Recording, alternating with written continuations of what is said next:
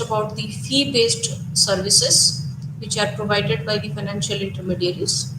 So from this session onwards, we will focus on what are the different types of fund-based services which are usually provided by the financial intermediaries in the financial services sector. So today we will discuss one such fund-based service which is leasing and hire purchase. So in today's session, we shall focus on the concept of leasing. What are the benefits of leasing? We will understand the different types of leases and also focus on the main clauses in the lease agreement. Then how is buying to buy or to lease is a crucial decision maker for both the leasee as well as the leaser, that also will understand. It's from both the perspective, from the leaser's point of view as well as from the lessor's point of view. And we will also see who are the major leasing institutions in India. And finally, we will understand briefly about what is hire purchasing and what is the difference between leasing and hire purchasing.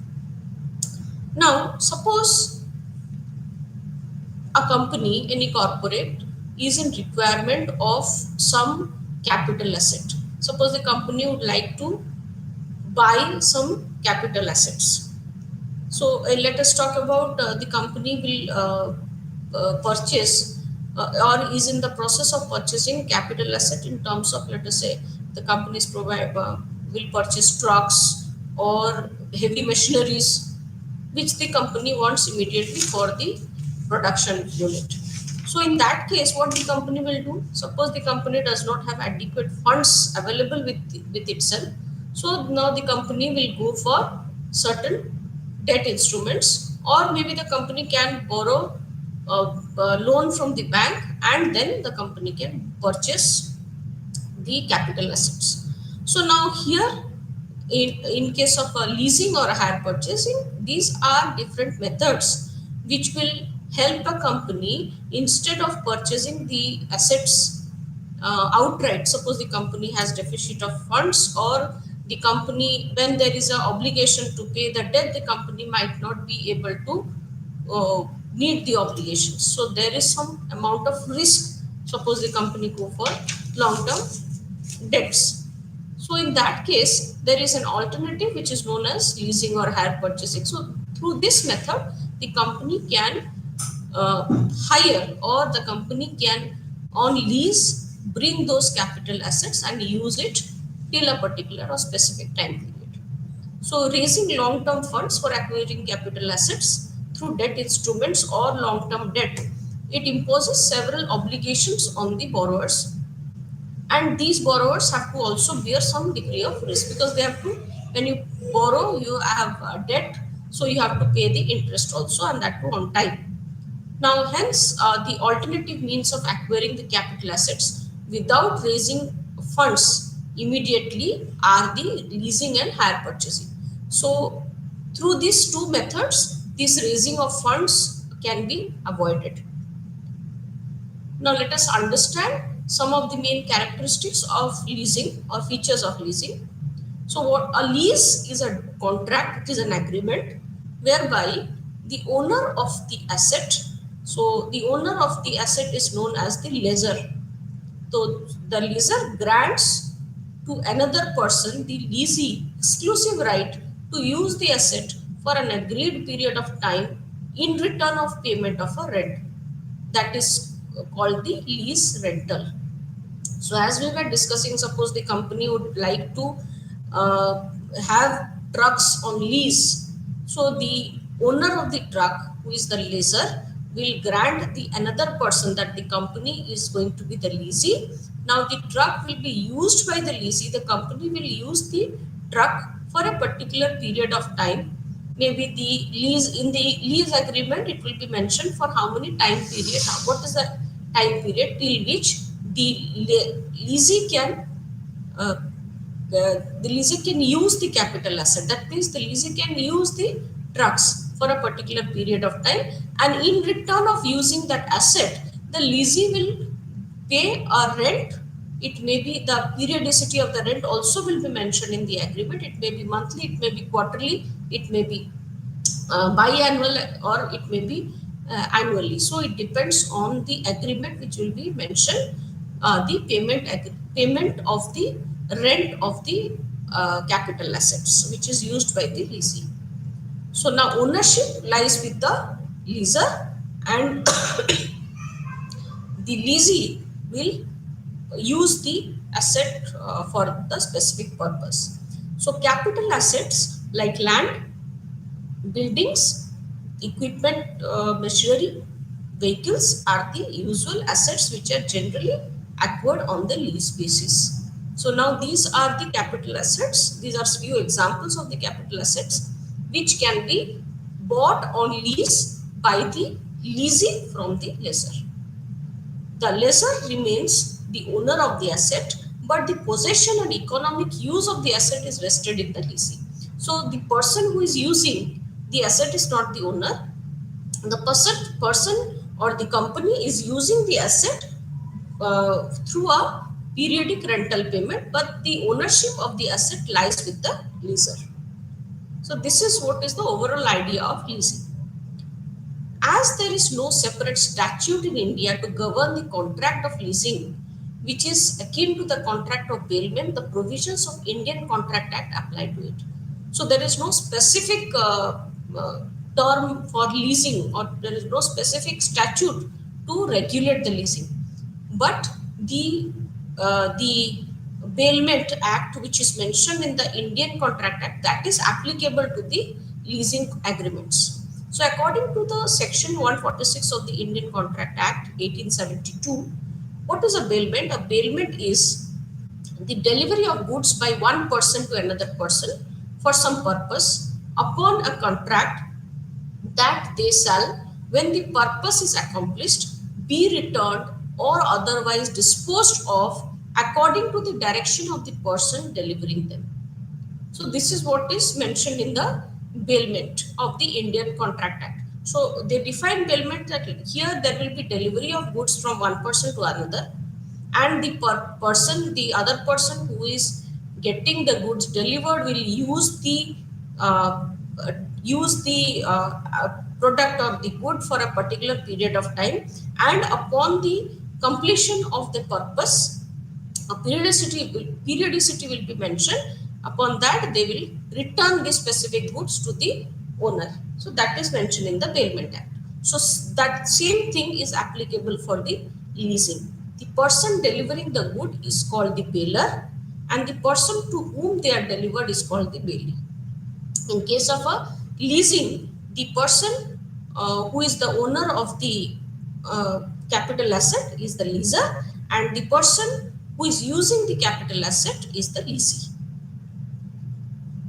Since an equipment lease transaction falls in the category of the bailment contract, the obligations of the leaser and the lessee are similar to that of a bailer and a bailee, which is given in the Indian Contract Act. So all the guidelines or governance which is mentioned in the Indian Contract Act for the purpose of bailment contract, that is applicable for the leasing contract also.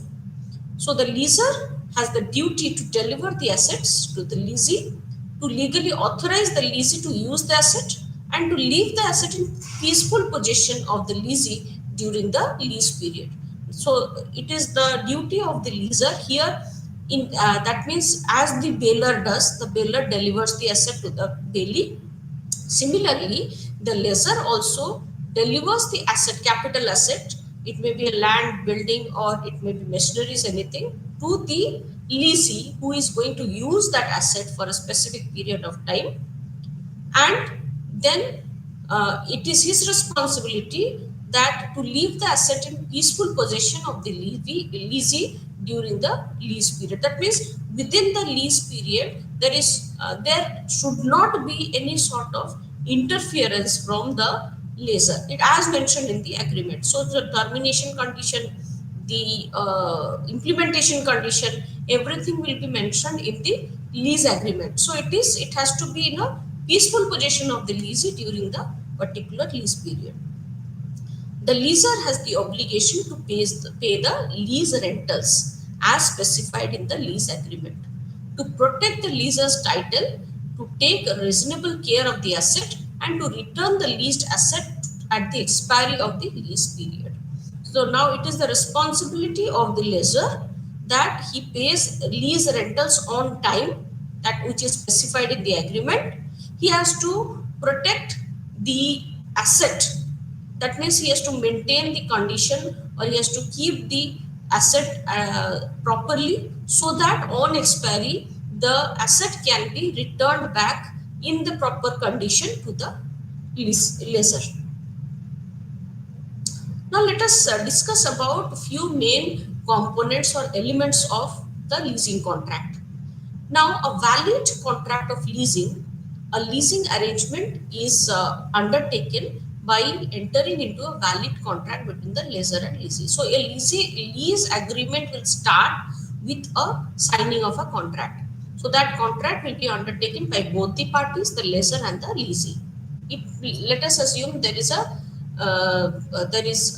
an individual who has his own company and who has cars. So now there is a company who would like to hire this car on lease basis. So there has to be a contract between the company and the car owner.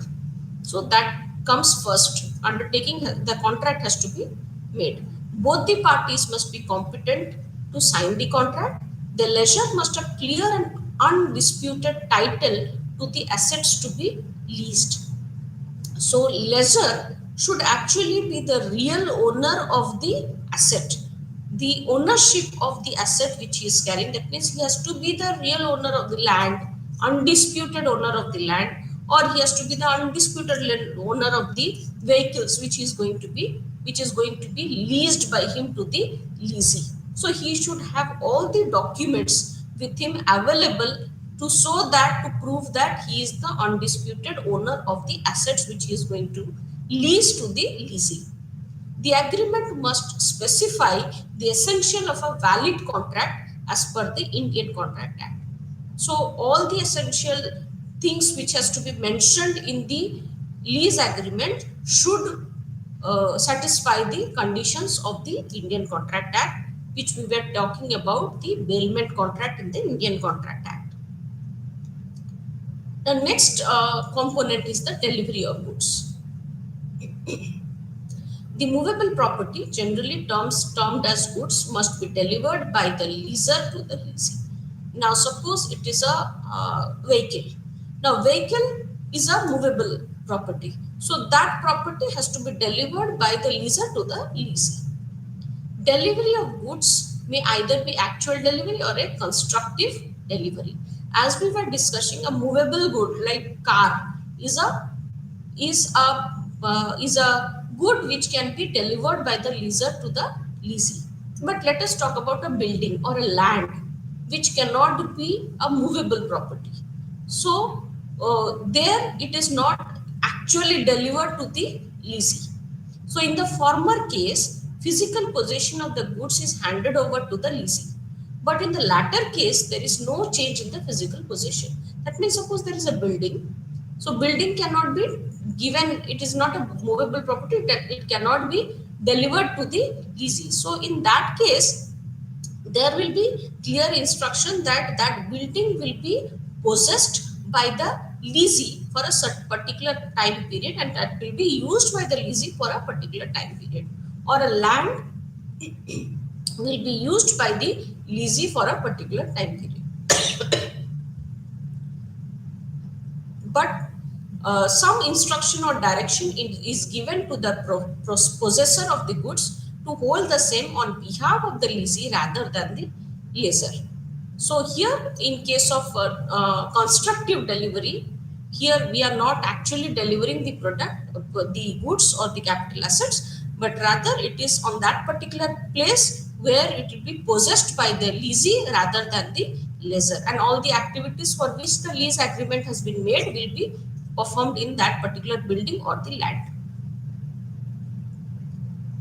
Now, purpose, the goods are delivered to the lessee with a specific purpose. So agreement should highlight what is the purpose of leasing the building, a building, whether it is going to be the for the purpose of making an educational institute, whether the building is for a purpose of specific of manufacturing a product. So that specific product, the specific purpose of using the capital asset, and those activities has to be a lawful activity, a legal activity, which has to which has to be mentioned in the contract of the lease. So that has to be mentioned, what activity should be will be there in the capital asset which is delivered by the lessor to the lessee. Now, what is consideration? The lessee undertakes to pay the lessor regularly a lease rental as consideration for the use of the goods. So that also will be mentioned in the agreement, like what is the periodicity of payment of the lease rental, and what should be the amount of lease rental which is being paid by the lessee to the lessor. Return of the goods must be returned to the lessor exactly in the same form after the lease period is over. As we were just discussing, that the lessee is responsible to protect the good in the proper condition as it had been bought from the lessor. So during the period of usage also, that capital asset has to be maintained properly so that it can be returned back to the lessor exactly in the same form after the lease period is over. Now, regarding ownership, the lessor, after handing over the possession of the leased asset, also he remains the owner of the asset throughout the lease period, and even after thereafter, after returning the assets to the lessor. So here, in case of leasing, there is a distinction here between leasing and hire purchasing that we are going to learn later. So in case of leasing, what happens? It is just you are renting, the lessor is renting the capital asset to another individual. So in this case, the ownership is there existing with the lessor only. So it is not being transferred to the lessee. Lessee is only using the asset for a specific purpose. Now, what is the methodology of this leasing? The prospective lessee. First, suppose there is a company who wants to buy a heavy machinery. So now the lessee identifies that I require this particular type of equipment, and it has to not only identify the needs of buying the heavy machinery, also the lessee need to find out who are the suppliers who are there in the market who can provide the machinery on lease. So the prospective lessee identifies the equipment to be leased and its supplier, and enters into a lease agreement with the leasing company. So he furnishes certain particulars such as his name, address, details about his business, name and address of the guarantor, if any, description of the equipment, what specification or what model, what size is required, the name and address of the supplier, and the price quoted by the supplier, place of installation, duration of the lease, etc. So all this has to be specified in the lease agreement.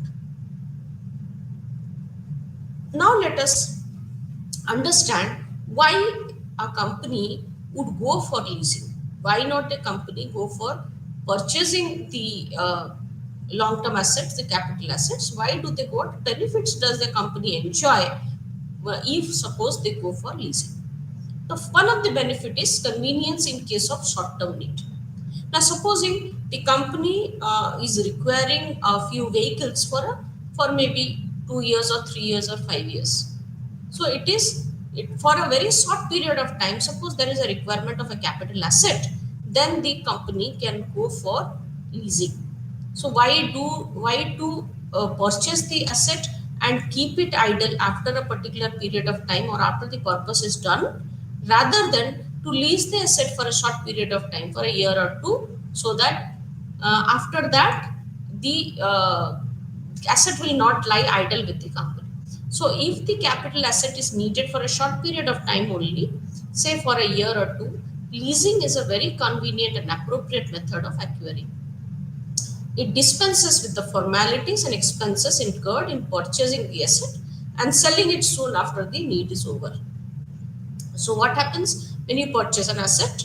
So now after using the asset, your need is over, and after that you need to again sell the asset. In that case, might happen that the asset might value has been depreciated and you are incurring a loss while selling in the market. So why to enter into so much of formalities rather than the company can go for leasing the asset. Another sort of benefit which the company would enjoy is no risk of technical obsolescence. Now, what happens? Suppose the company is in requirement of a capital asset. Now, company is leasing the asset. Now, in that case, suppose another new technology has entered into the market. Suppose it is a photocopier machine, and the company has the market has seen a new technology which has come to the market, and which is printing the papers at a fraction of seconds, and that is a technological advancements which has entered into the market. So in that case, what the lease the company can cancel the lease and they can undergo another lease with a new technology. So suppose they have purchased the asset and after that the technological obsolescence will be there, then that will be a problem for the company, because that product will be of no use, because no one will be the taker of that product after they are using or after the technology obsolescence has been done. So in case of owning the asset, the firm bears the risk of the asset becoming obsolete. Suppose the asset is owned by the firm, there might be chance that the asset becomes obsolete and there will be no takers of the asset when it becomes a salvage. Leasing provides a shield against all this hazard by shifting the risk of obsolescence of equipment to the leaser. Now it is the leaser who bears the risk here, because the ownership of the asset is with the leaser. So now leasee is just having a contract to use that asset at a particular amount. So now after that, if suppose it is not requiring that, they can cancel the lease and that can be given back to the leaser, because the ownership of the asset is with the leaser. This is true of operating leases, which are of short duration and cancelable at option of the leasee. Now, there are various types of lease agreement which we will discuss now. So, in case of operating leases, this type of risk is actually reduced, because in operating leases, these are short duration leases and which can be cancelable at the option of the leasee. Leasee can cancel this type of agreement at as and when required.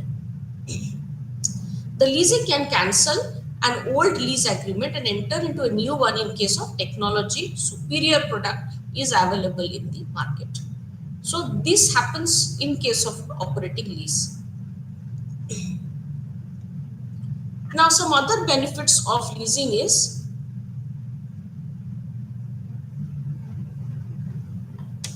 efficient maintenance services. As I was just talking, there are different types of lease contracts. Under operating lease or under full service lease, this is one type of lease contract. In that case, while availing the capital asset, the leasee also avails the in condition the maintenance and other services provided by the lessor, who is now the lessor is well equipped or qualified or experienced to provide such the services to the leasing. So in the contract, it will be mentioned that any sort of services or any sort of maintenance which is required by the capital asset will be done by the lessor and in the particular periodicity which is mentioned in the contract. That headache also will not be there with the leasing for the maintenance of the asset.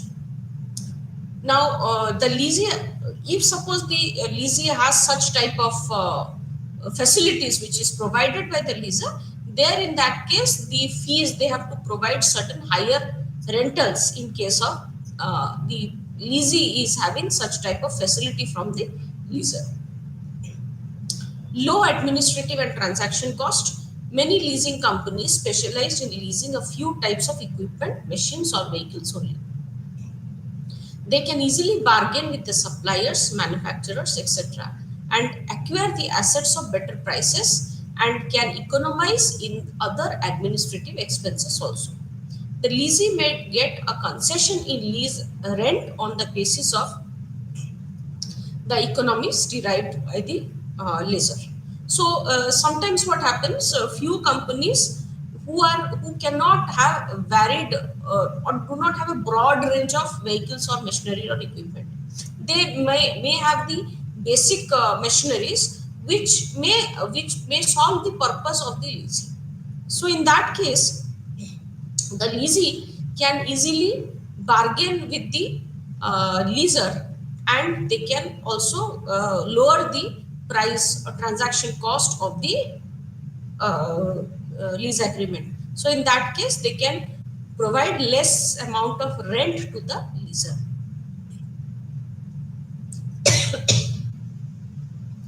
The debt equity ratio remains unchanged. So when an asset is acquired on lease basis, lease rentals are shown as expenses in the firm's profit and loss account.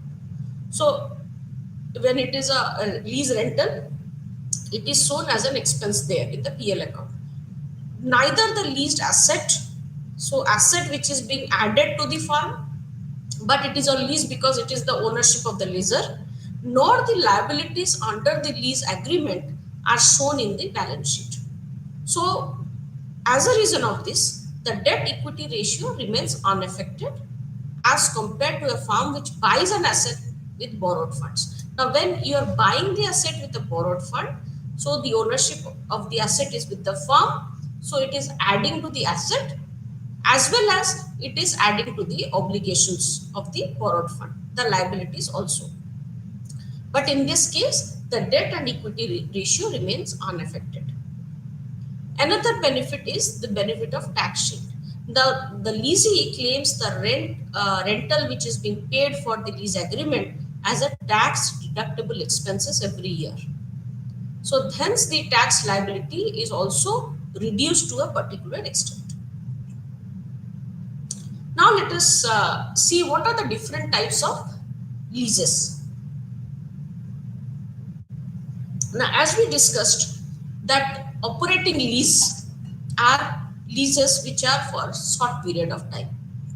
So one of the type of lease is operating lease. So in this case, the lessor not only leases the asset of which he remains the owner throughout, but also undertakes to provide services attached to such assets, maintenance, repairs, technical advice, etc. Now let us take an example. Some equipment, medical equipment, which is required by a patient in the house or required by the medical, the hospital.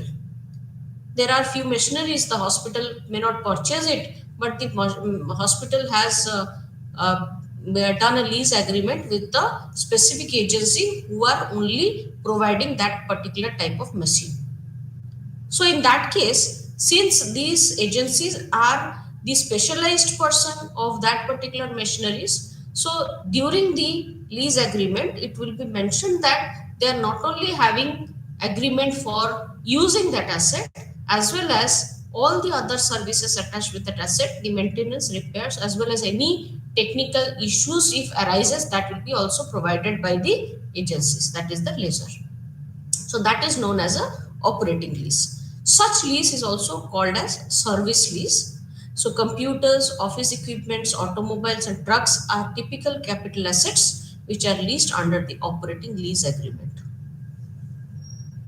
So this is very easy for the leasing then. Now what is a financial lease?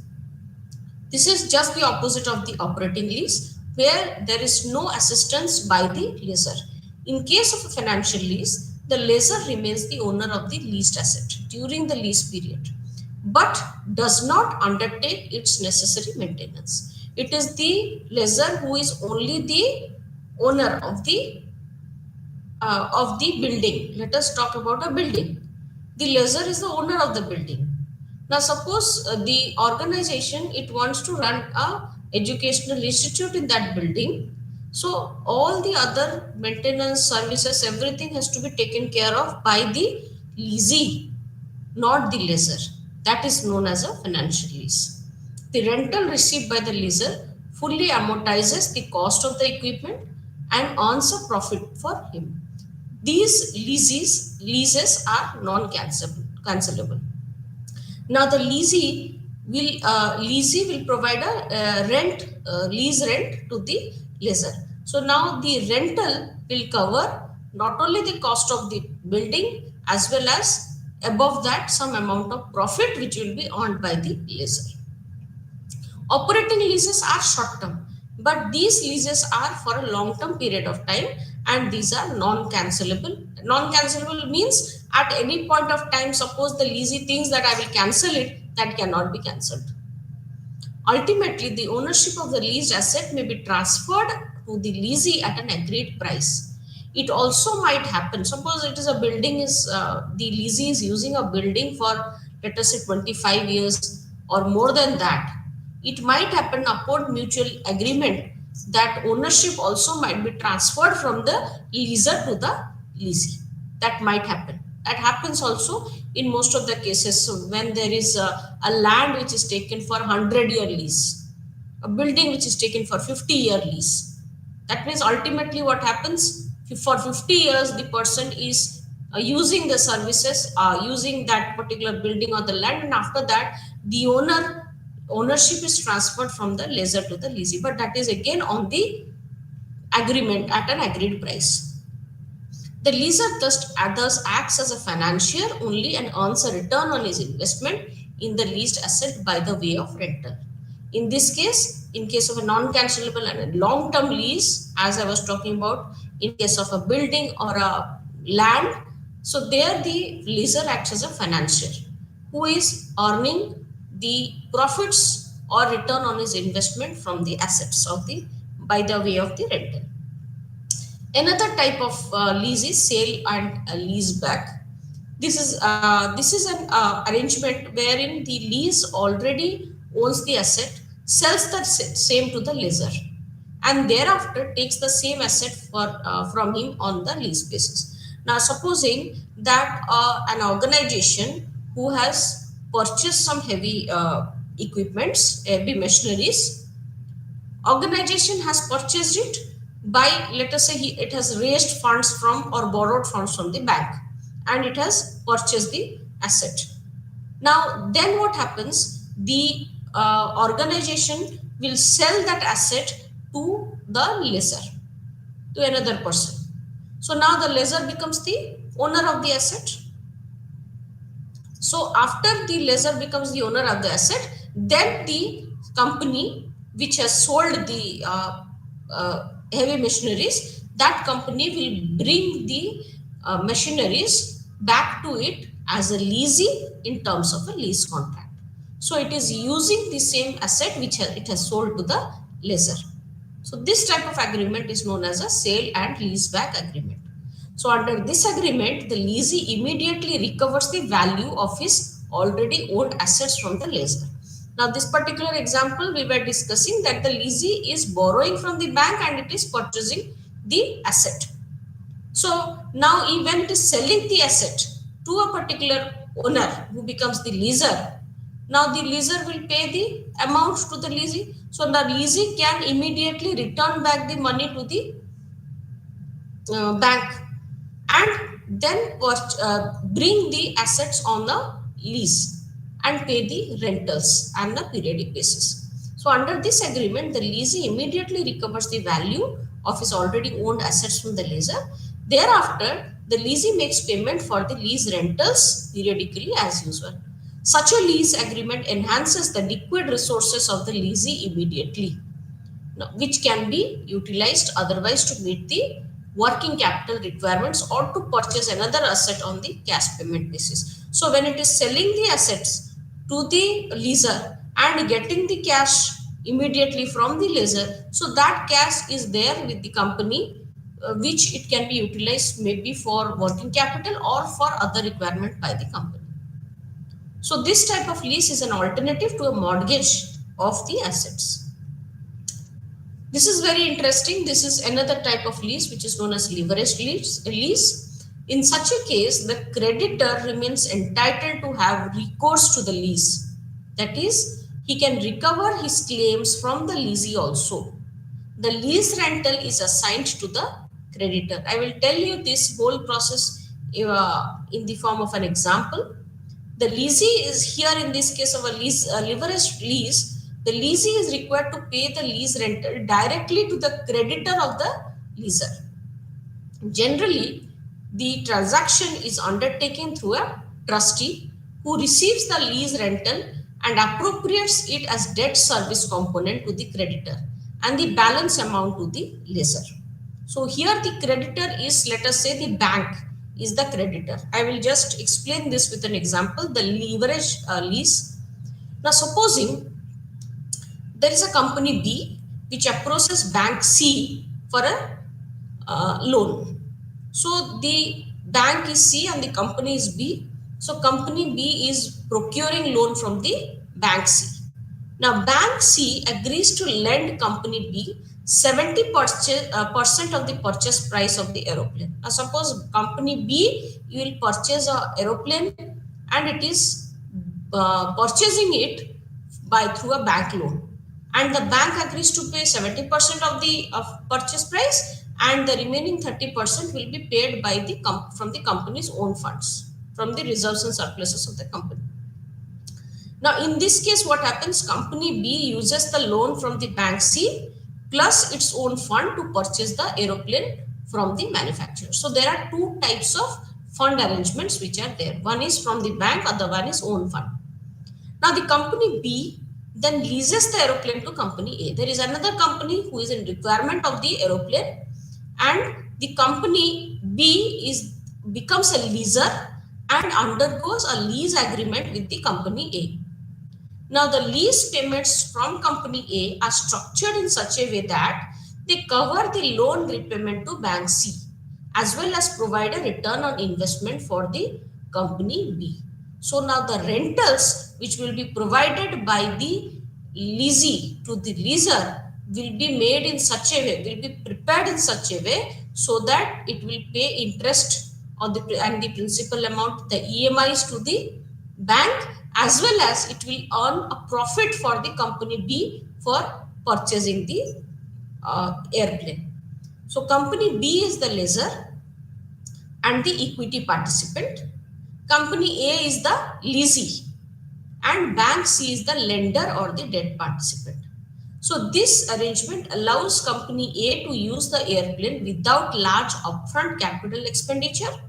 So company A is only giving the lease rental while company B earns a return on its investment.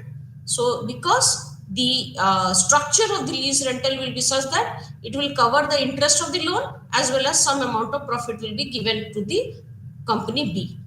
And the bank C also earns the interest on its loan. So this is what is the arrangement in case of a leveraged lease. Hope you have understood this leveraged lease. Now another type of lease is known as domestic lease and international lease. This classification is based on the domicile of the parties of a lease contract. Now where are they placed? What is the location? If all the parties, that is the equipment supplier, the leaser and the leasee are residing in the same country, that type of lease is known as a domestic lease. If they are residing in different countries, then that is called an international lease. Now, if the leaser and leasee are domiciled in the same country and the equipment is imported from another country, then it is known as an import lease.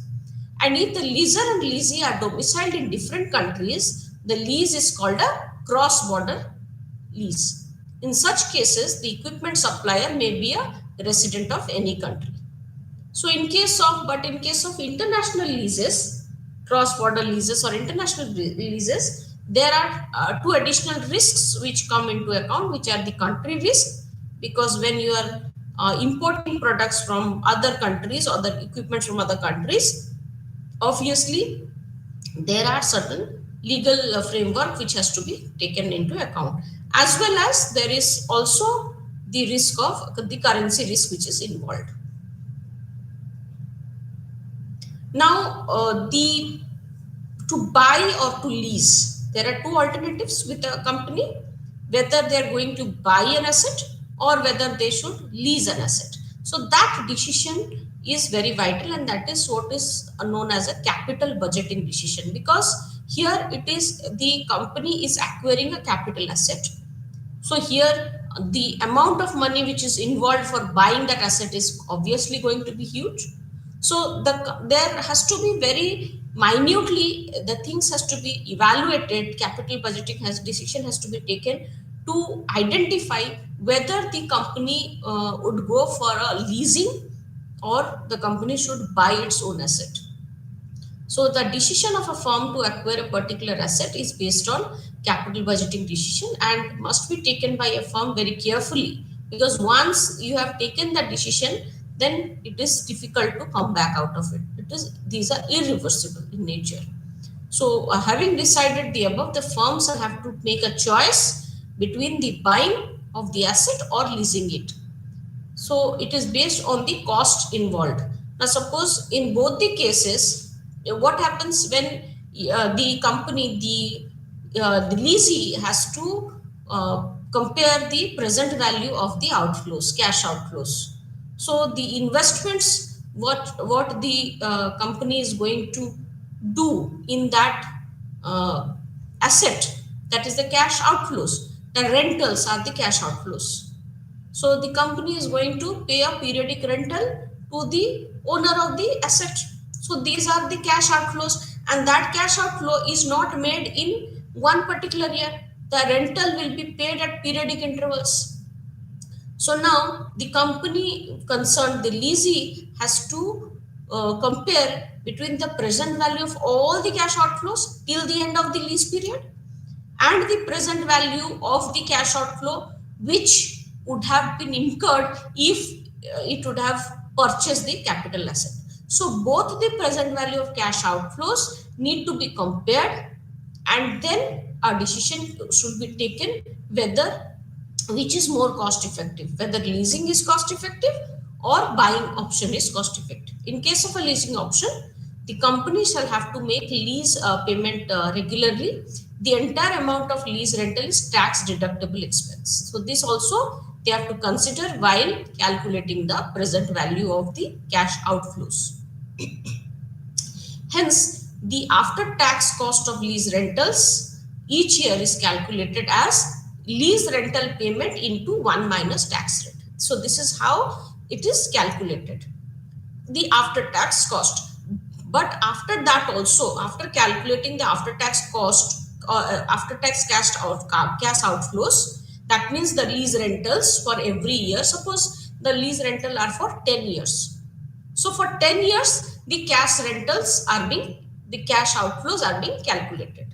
So not only the cash outflow for the 10 years as rentals, but also the present value of these cash outflows need to be calculated, since the cash outflows are spread over different years for 10 years. So that is one aspect you need to calculate. Other one is the immediate cost. Suppose you are going to buy the asset, the immediate cost incurred. So comparing both the present value of cash outflows, the decision has to be taken whether it has to be leased out or whether it has to be purchased. So if the present value of the cash outflows under the leasing alternative is greater than the present value of cash outflows under the buying alternative. So leasing alternative, if the present value of cash outflow is greater, then you should buy the asset, because cash outflow, what goes out, that is your investment. If your investment is lease is higher than the buying alternative, obviously you should buy the asset. If the present value of cash outflows under the buying alternative is greater than the present value of cash outflow under the leasing alternative, then one should lease the asset. Similarly, from the lessor's perspective, lessor is giving the asset on rental. So what happens? Lessor is getting a cash inflow in terms of rent. Now, again, the cash inflows are spread over different years. So now the lessor has to calculate the present value of the cash outflows. So lessor shall have to take a decision whether to lease an asset or not. he will be willing to go for a lease only when the leased asset earns a higher return than his weighted average cost of capital. So weighted average cost of capital is the cost which is incurred for raising the funds. So now suppose the cost of capital of the laser is 10%. So now the laser will calculate the net present value of leasing the asset. So net present value is calculated as present value of cash inflows minus present value of cash outflows. So net present value has to be always positive, and the return in terms of return it has to be greater than the cost of capital. If this is positive, then only the leaser will take a decision to lease the capital asset to the leasee, because from the perspective of the leaser, they have to earn the higher return on investment by providing the asset on lease. These are the major institutions which are involved in the lease market.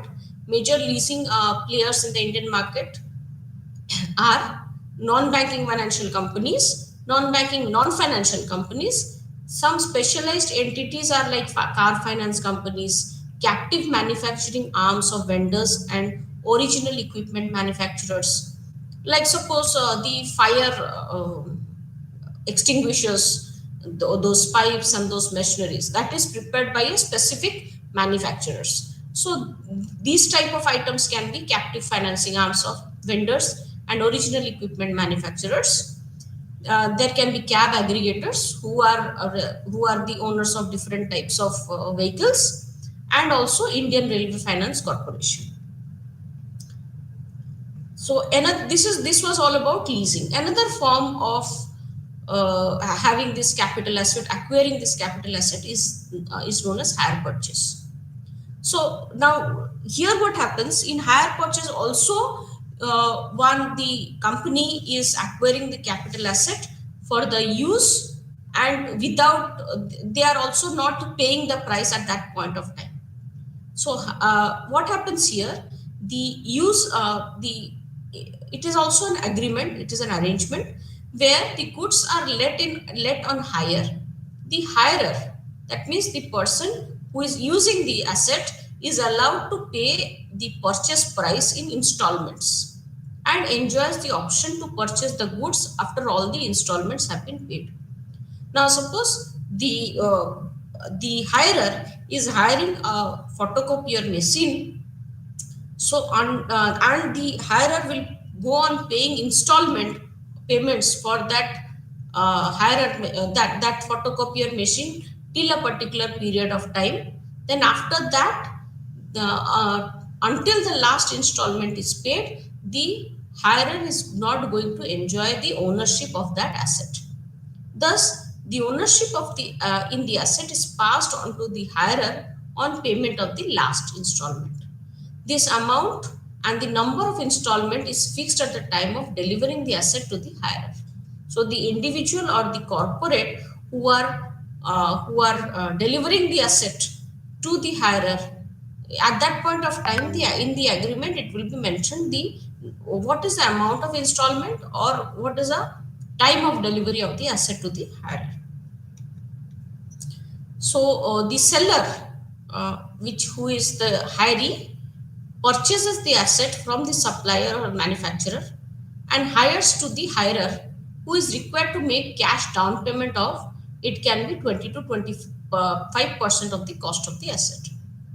So that is, you can say, a down payment, initial amount has to be paid, some percentage of the cost of the asset has to be paid from the hirer, by the hirer to the hirer.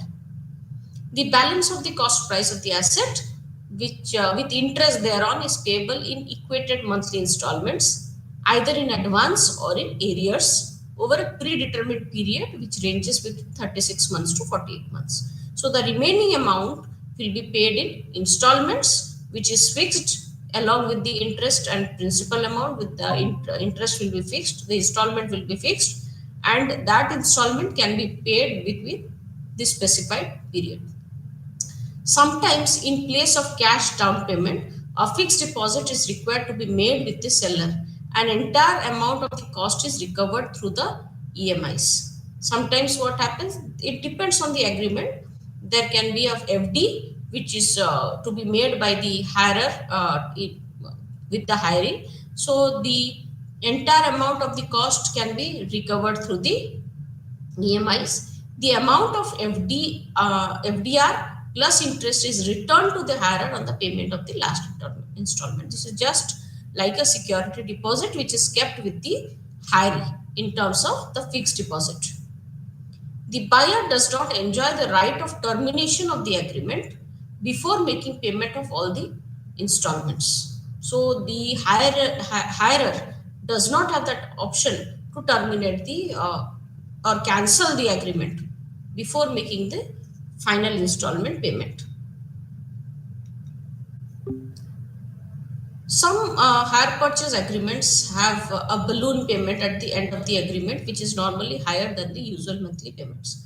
So it does not happen always, but sometimes it may happen. Depends on the on both the parties. Sometimes it is known as a balloon payment or a payment which is in a larger amount from the apart from the monthly installments that has to be paid on paid by the hiree to the hirer, and that payment is a bit higher than the other usual monthly payments which are being made. You do not legally own the item until the final payment is made, but you have full use of the item throughout the payment period. You cannot legally sell the item until the agreement has been paid off. In the final installment is paid, the ownership is not transferred to the hiree. So that is why the hiree cannot sell the item or sell the capital asset until the payment of the last installment. If you do not keep up the payments, the item can be seized. Now suppose the hiree does not make regular payments of the EMIs or the monthly installments, or suppose there is a default from the hiree side, then the item or the capital asset may be seized by the hirer. So you have the right to end the agreement anytime. So now this also can be the hirer, the person who is the owner can has the every right to end the agreement in case there is a default in the repayments of the installments which by the hiree. Now let us quickly look into what is the difference between leasing and hire purchasing. Now in case of leasing, depreciation and investment allowances cannot be claimed by the leasee. So now the asset is being used by the leasing. So here in this case, everything is in this case is the ownership of the leasing. So the depreciation as well as the investment allowances. Suppose the leasing is investing some aspects. Suppose in case of a building finance lease. So in that case, any sort of investment with the leasee is making cannot be claimed by the leasee on the lessor. Whereas in case of a hire purchase, here the leasee, the hirer is not the owner. So in that case, the depreciation and investment allowances can be claimed by the hirer because the hirer is paying installments for that possession of the asset. So any sort of depreciation and investment allowance which is required during the transfer of the ownership to the hirer, that can be claimed by the hirer on the hiree. Now in case of leasing, the entire lease rental is a tax deductible expense, but in case of hire purchase, only the interest component of the hire purchase installment is a tax deductible expense. So when you are paying the installment, you are paying the interest as well as the amount, the principal amount. So in case of that EMI, only the interest component is tax deductible. Whereas in case of lease, or the entire lease rental is a tax deductible expense. Now, in case of leasing, the leasee not being the owner of the asset does not enjoy the salvage value. Now, here in this case, the leasee is not the owner. Leasing is only the using the asset. Now, salvage value means suppose the asset becomes obsolete. So when it becomes obsolete or some waste materials items are there, so by selling those items, some cash is realized. So it is a cash inflow. So it is some inflows, cash inflow is coming to the organization. So in that case, if there is a salvage value of that related to that capital asset, that is not owned by the leasee. Rather, that value will be taken by the leaser, the owner of the asset.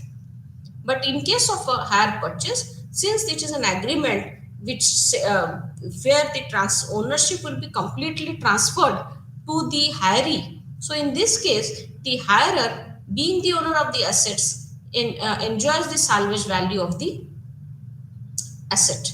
So now the hirer, who is going to be the owner after the final installment payment, will become the owner of the salvage value also. That means he will enjoy the cash inflows which is coming out of money which is realized by selling the scrap or the salvage. So this is what is difference between the leasing and hire purchasing. I hope you have understood the difference between these two. In the next session, we will learn about another type of fund-based service, which is housing finance. Thank you all.